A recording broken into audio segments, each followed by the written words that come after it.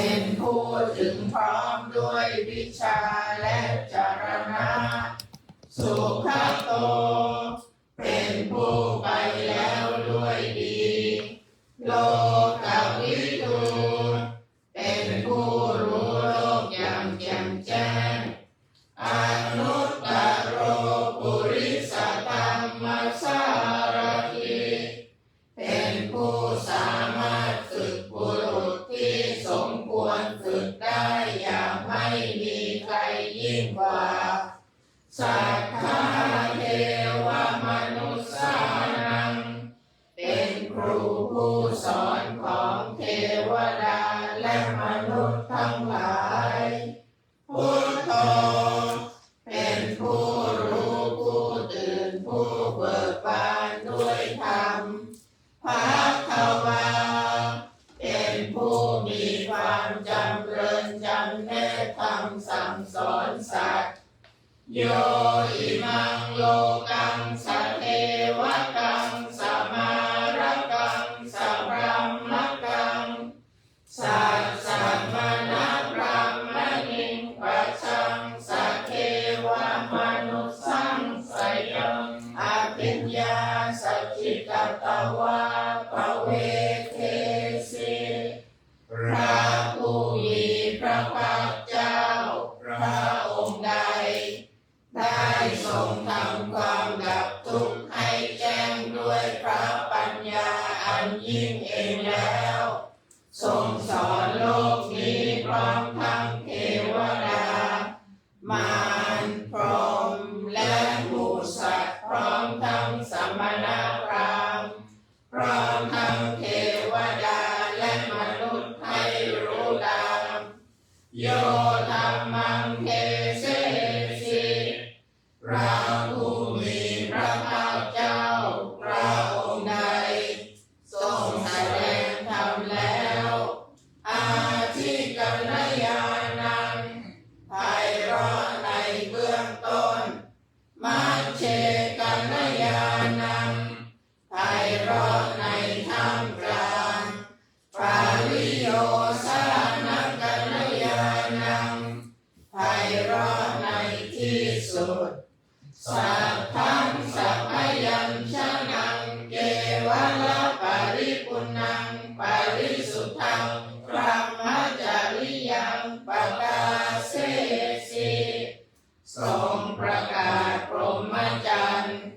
คือแบบแห่งการปฏิบัติอันประเสริฐบริสุทธิ์บริบูรณ์สิ้นเชิงพร้อมทั้งอัตถะพร้อมทั้งพยัญชนะตามหังภวันตังอภิปูชยามิ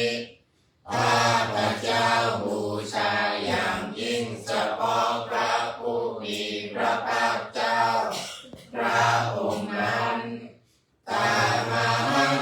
ภวันตังศิรสานามามิข้าพเจ้านอบน้อมพระผู้มีพระภาคเจ้าพระองค์นั้นด้วยเสียงกล่าวอันตมยังธรรมาภิตุติงกะโรมะเสโยโส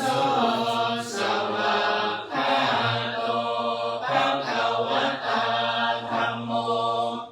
พระธรรมนั้นใดเป็นสิ่งที่พระผู้มีพระภาคเจ้าได้ตรัสไว้ดีแล้วสังเกติโกเป็นสิ่งที่ผู้ศึกษาและปฏิบัติพึงเห็นได้ด้วยตนเองอาการิโกเป็นสิ่งที่ปฏิบัติได้และให้ผลได้ไม่จำกัดการเอหิปัสสิโกเป็นสิ่งที่ควรกล่าวกับผู้อื่นว่าท่านจงมาดูเถิดโอปนัญิโกเป็นสิ่งที่ควรน้อมเข้ามาใส่ตัวปัจจตังเวทิตโพวิญโยทิ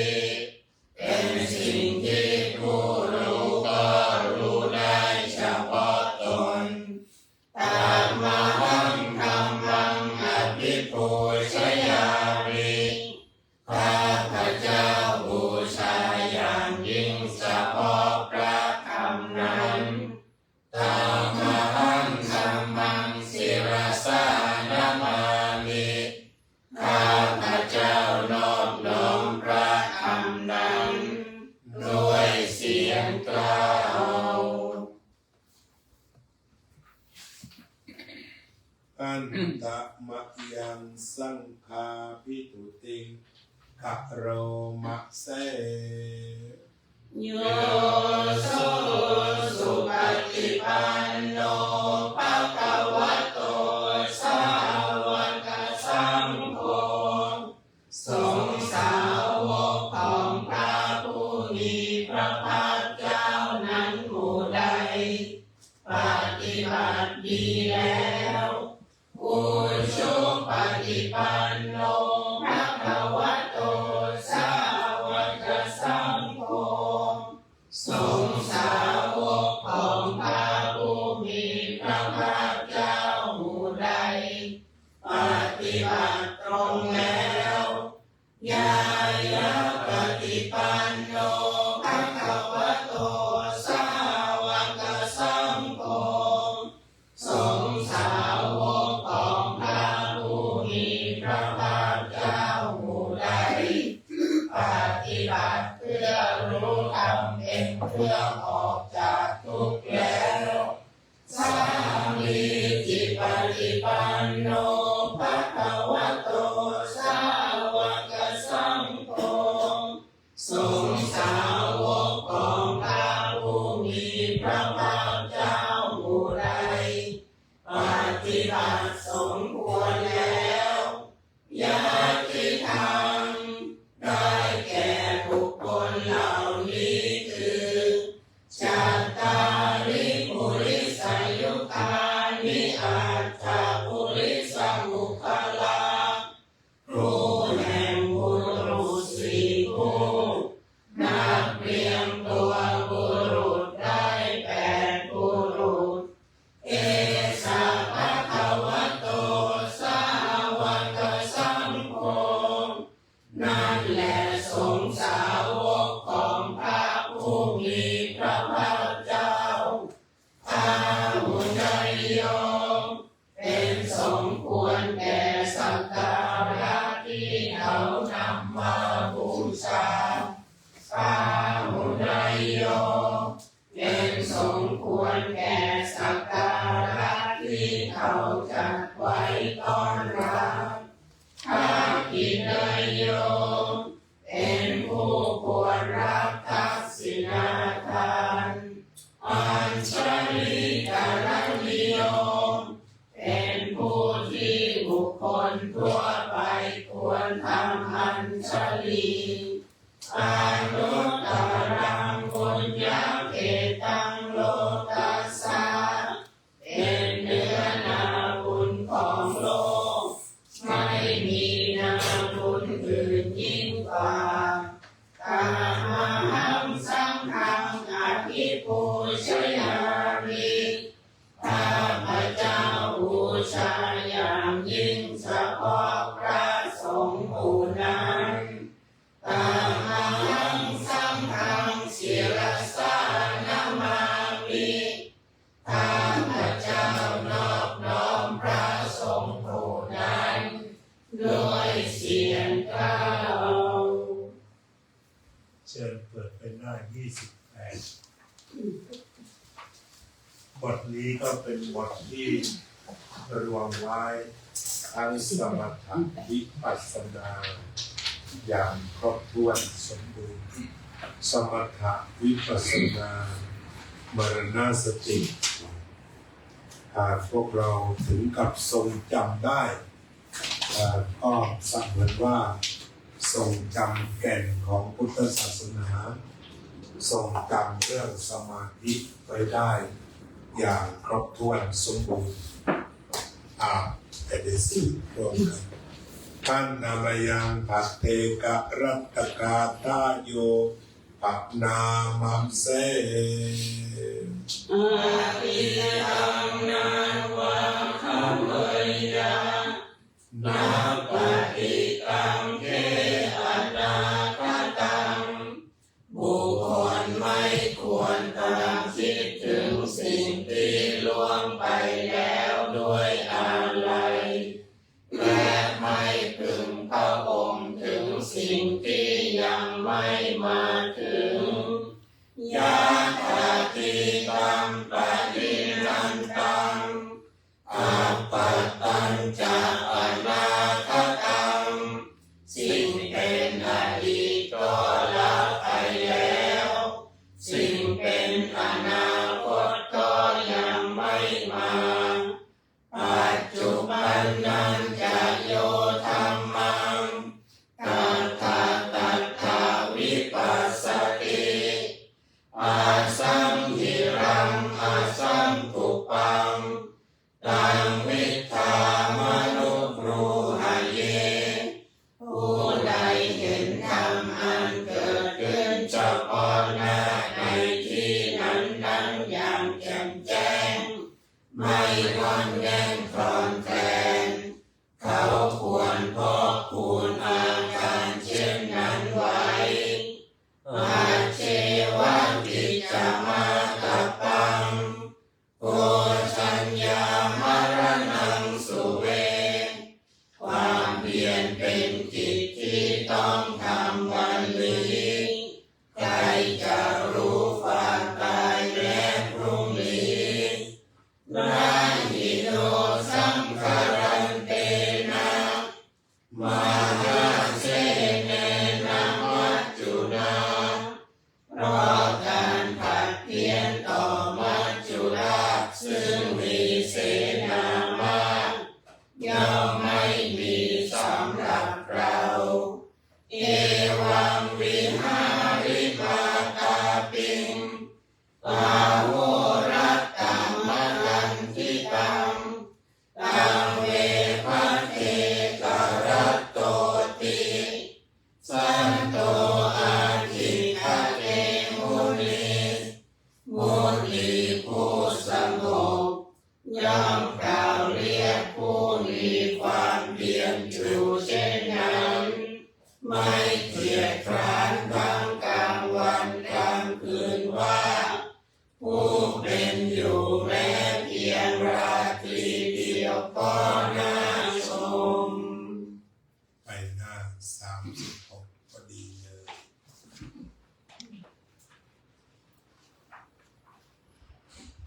อันนามยังสัพพะปฏิทานกาตาโยปนามัสเสบุญญาสิทานิกาตัสสะญาณัญญาณิกาตานิเมเตสัญจะพาทิโนโหนตุสัทธานันตาปมานกาสัตว์ทั้งหลายไม่มีที่สุดไม่มีประมาณจงมีส่วนแห่งบุญที่ข้าพเจ้าได้ทำในบัดนี้และแห่งบุญอื่นที่ได้ทำไว้ก่อนแล้วเยปิยาคุณวันตาจาไมหังมาตาปิตาทโยทิทาเมจาปยาทิทาวาอันเยมัจจัตตะเวริโน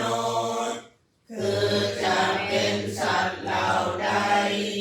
ซึ่งเป็นที่รักใคร่และมีบุญคุณเช่นมารดาบิดาของข้าพเจ้าเป็นต้นก็ดีที่ข้าพเจ้าเห็นแล้วหรือไม่ได้เห็นก็ดีสัตว์เหล่าอื่นที่เป็นกลางหรือเป็นคู่เวรกันก็ดีสัทธาทิอันติโลกัสสมิงเตภุมมาจตุโย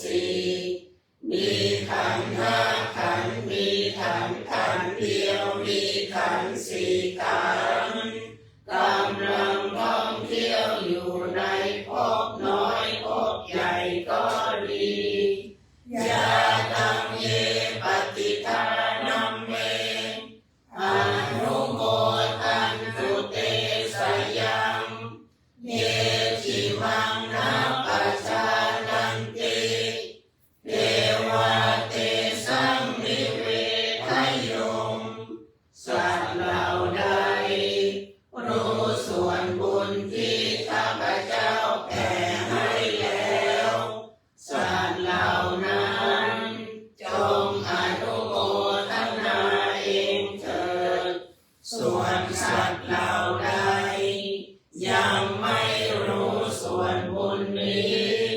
ขอเทวดาทั้งหลายจงบอกสัตว์เหล่านั้นให้รู้มายาทินานาปุญญานังอนุโมทนาเหตุนาสัพเพสัตตาสัทธาโหนตุอาเววาสุขาชีวิโนเขมาปัฏฐันจะปัปโปนตุเตสาสาสิจตังสุขังเพราะเหตุที่ได้อนุโมทนาส่วนบุญที่ข้าพเจ้าแผ่ให้แล้วสัตว์ทั้งหลายทั้งปวงจงเป็นผู้ไม่มีเวรอยู่เป็นสุขทุกเมื่อจงถึงบทอันเกษ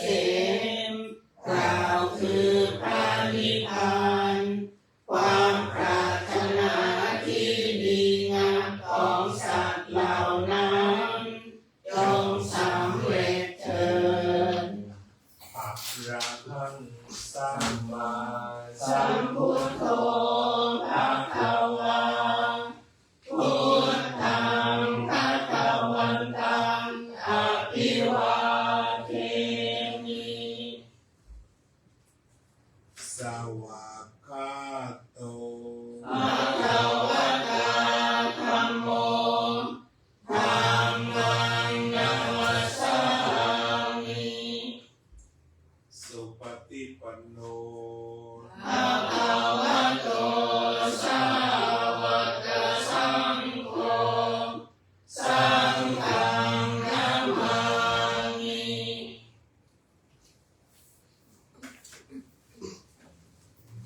อาจารย์จะปรึกษา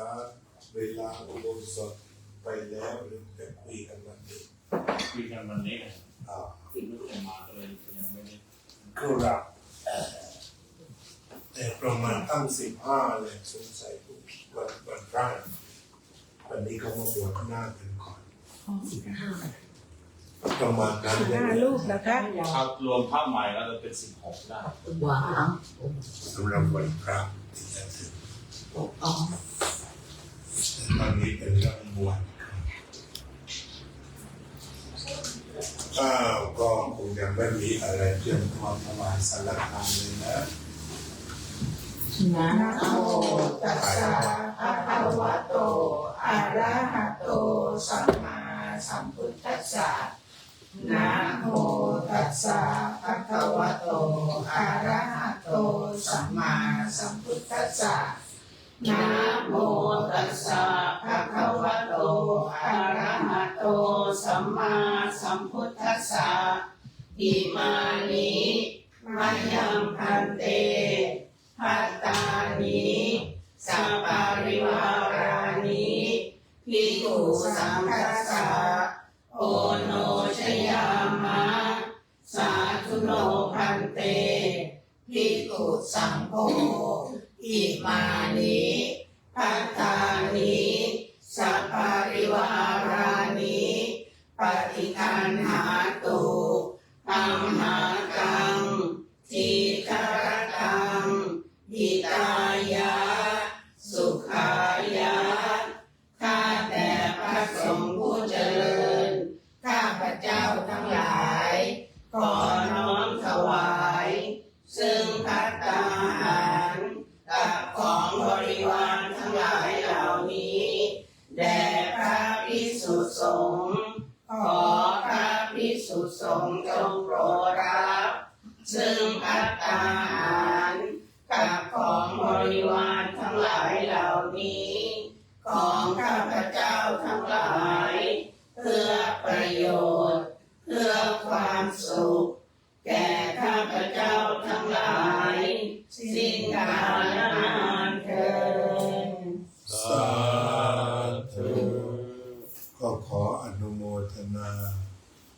ท่านสาธุชนได้มาร่วมสวดมนต์กันที่วัดพุทธปัญญา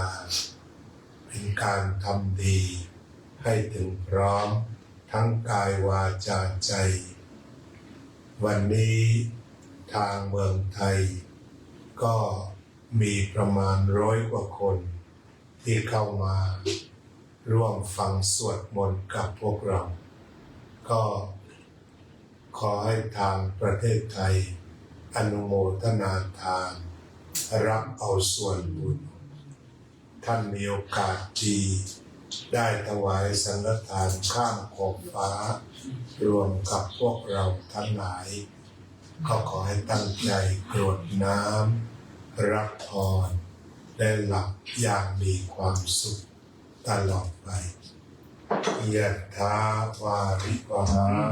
ปุราปริปุเรนติสากะรังเอวะเมวะอิโตทินังเมตานังอุปกัปปติอิจิตังปฏิตังตุมหังอิปะเมวะสมิจจตุสัพเพปุเรนตุสังกปาจันโทปนรโสยตามณิโชติระโสยถาสุขิติโยเววัช จันตุสัพพะโรโควินัสตุมาเตภวันวันตรายโยสุขิติกายุโกภวะอภิวันธนาสิริสนิจังวุฒธาปัจจายโนจัตตารโธรรมาวัฏันติอายุวันโนสุขังภะลัง จะยะเสติ ทิทานังลาภังโสติปัจจยังสุขังพลังสิริอายุจวันโนจะโพคังวุฒิจยะสวาสัตวัสสะจะอายุจะชีวสิทธิ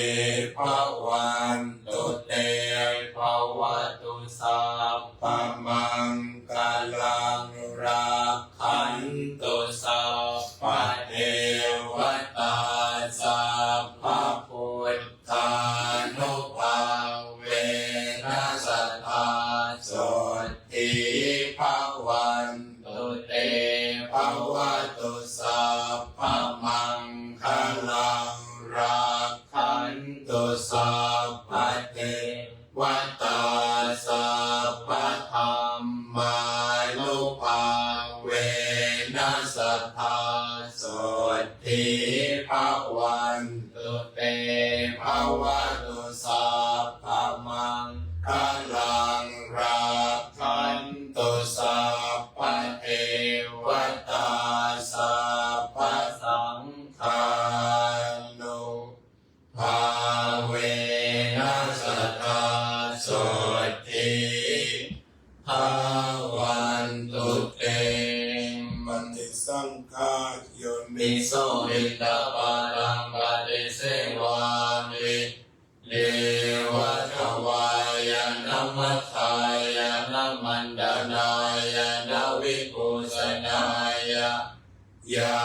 วะเทวะอิมัสสกายสัตถิเตยายาปนายาวิหิงสุปารติยาพระมจริยานุภาวา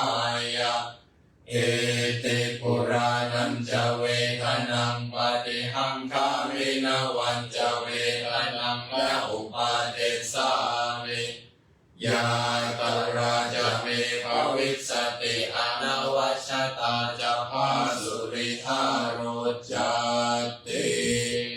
ขอความสุขสงบเย็นจงบังเกิดขึ้น แก่ทุกท่านเธอญ สาธุสาธุสาธุ ลองฟินิชดู